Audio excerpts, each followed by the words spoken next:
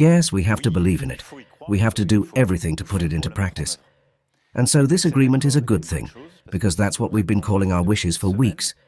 First of all, we're going to do everything we can and mobilize as soon as tonight, in the context of our work, and tomorrow too, since we won't just have the G7 members, who are the 7 great democratic economies in the world. We've associated partners, and tomorrow we'll have a session on the question of Iran, with Egypt in particular, the United Arab Emirates and Qatar. We're going to do everything we can to make this agreement a reality, so that Hormuz can reopen in a peaceful way and traffic can resume. If the next few days show us that it's good, we're going to deploy. With the British, we're going to pilot this mission. And so, as I said, the French can be proud because their soldiers will be able to participate in this stabilization in the coming hours. It's in the coming weeks that will have an impact on the courses. I don't want to make a fictional scenario here, if I may say so. In any case, we are ready, and within 2 or 3 days Charles de Gaulle can be on the zone. Now we have to do it in good order. We know, I can tell you, that tomorrow we can have fighters, planes, who will be there for the first surveillance missions. We can have a frigate as soon as tomorrow, and we can have under 2 or 3 days, indeed, Charles de Gaulle, demining capabilities and everything that accompanies Charles de Gaulle, that is to say, also the frigates of our partners and the rest.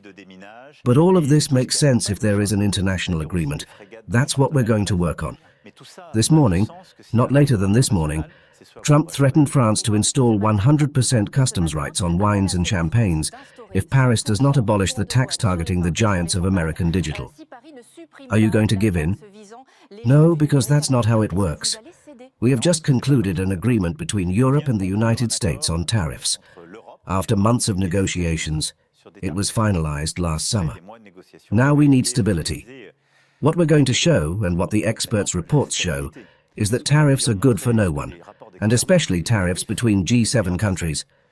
And it's not good for the economic sectors that are affected in our country, but it's not good for the United States of America either, because it doesn't solve their trade problems at all, and it increases some prices.